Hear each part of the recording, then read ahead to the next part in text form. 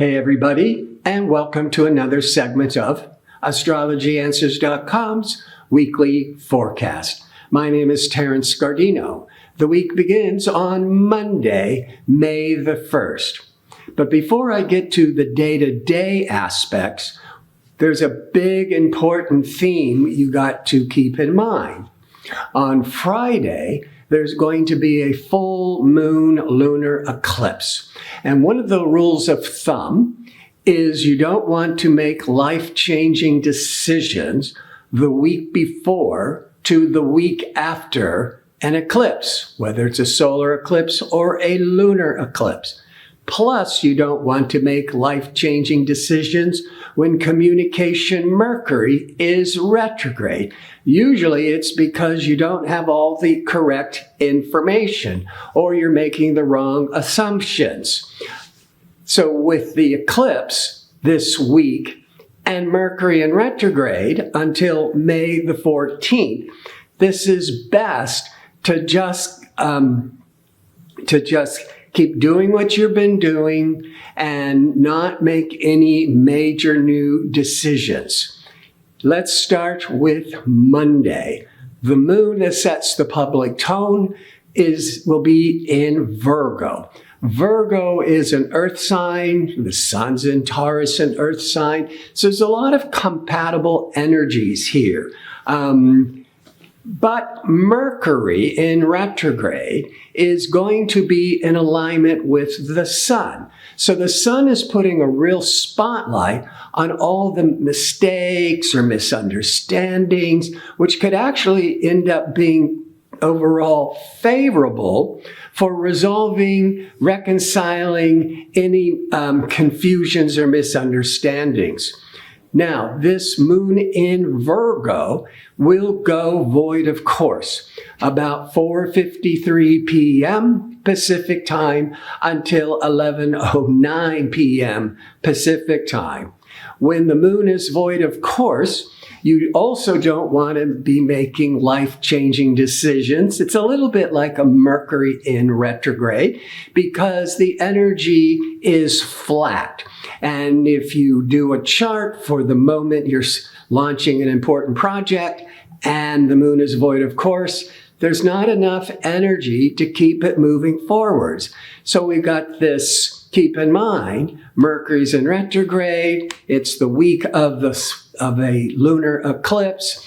And when the moon is void of course, it is best to just keep a low profile, maybe do a lot more due diligence. In other words, keep investigating, researching, but it's not the time to be making really important decisions. On Tuesday, the moon will have entered into Libra. Now, there aren't any other planetary events, but the Libra is and the moon is seeking this public response. Libra is being more cooperative, wanting more peace, seeking out more, being more sociable. These are all these good qualities of Libra. Libra can be very charming energies. On Wednesday, the Libra moon, however, by mid-afternoon, will be in conflict, tension with irritable, impatient Mars. Now, this will only be strong for an hour or two mid-afternoon Pacific time. You don't want to be making any rash decisions because you may be regretting it, especially with Mercury in retrograde. You might also emotionally be overly irritable, and it could trigger a lot of conflict and tension, but that too shall pass. It's only an hour or so. But you don't want to be having important discussions or go on a job interview. Certainly wouldn't want to be going on a job interview, much less starting a major new job project this week and with Mercury in retrograde. On Thursday, the 4th, the moon will enter into Scorpio at 7:32 a.m. Pacific time. Libra is very friendly, sociable, fair-minded energies. When the moon goes into Scorpio, there's more of this privacy, this more introspection, pulling more within, more privacy. It's a very intense energies, and it's setting up the full moon lunar eclipse on Friday. But on Thursday, sociable, pleasure-seeking Venus will be in a stressful angle to Neptune. Now, the whole world, this will be impacted for the entire day, but it's more towards the first half of the day going into the afternoon where it's most prominent. And Venus to Neptune could be great for art because Neptune can be illusion and fantasy. Venus is creativity. But when you're trying to have a conversation, a reality check with a loved one or with a friendship, the Venus-Neptune, and with Mercury in retrograde, boy, is it ripe for misunderstandings and disappointments.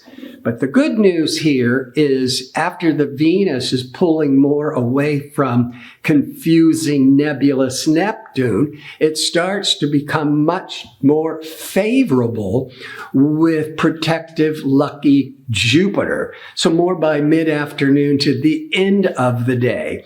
And the Venus-Jupiter could be very favorable for traveling, one of the key words of Jupiter.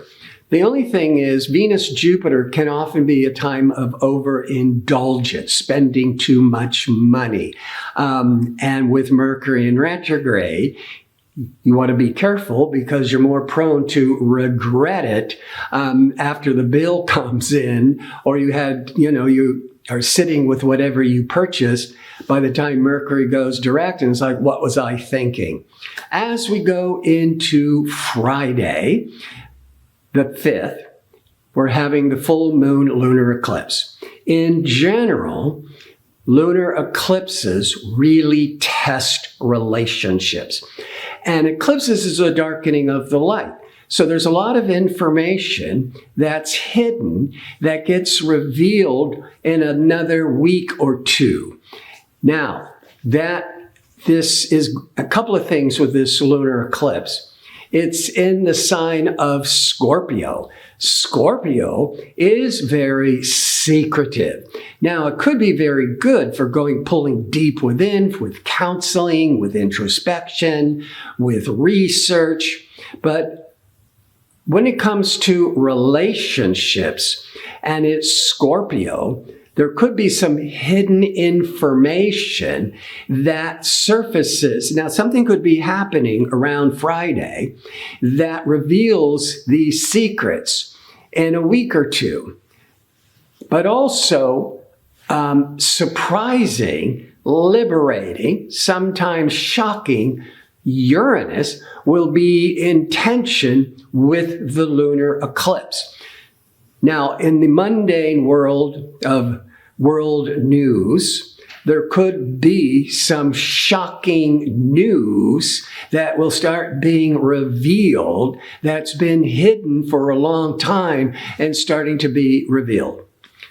With personal relationships, if you have a secret or your partner or close associate has a secret from you, within a week or two, it could just suddenly, that's the Uranus energy, be revealed, and that can really test a relationship.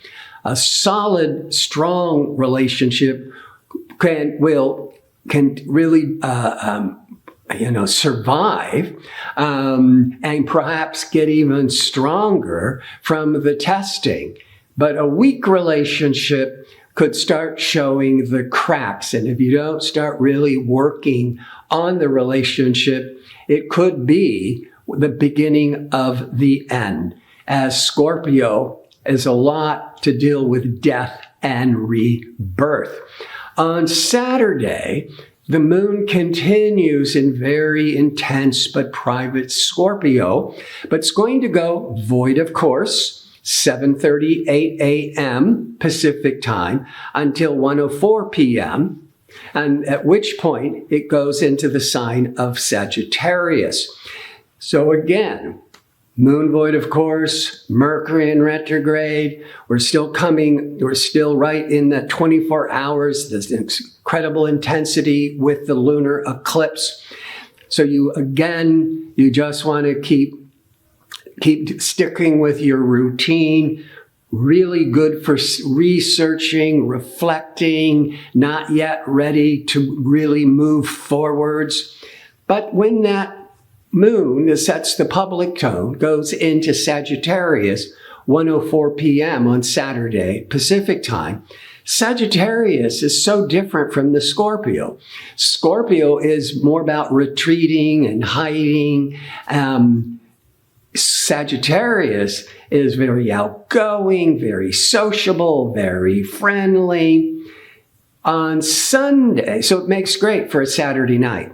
On Sunday, the moon continues in Sagittarius, but pleasure-seeking Venus that had been in Gemini, very talkative, witty Gemini for the past several weeks, is by 7:25 a.m. Pacific time, is moving into nurturing domestic Cancer.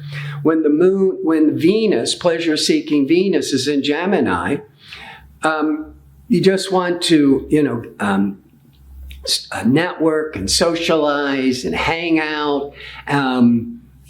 But when it goes into Cancer, you want to stay more at home, or it's more about family. And it's also more about, instead of with Venus and Gemini, talking about your feelings, Venus in Cancer for the next several weeks is more about being in the moment and feeling, your feelings. And it's also so favorable for home and family. So I want to thank you for tuning in. I hope to see you next week with my next segment. Until then, be safe and well.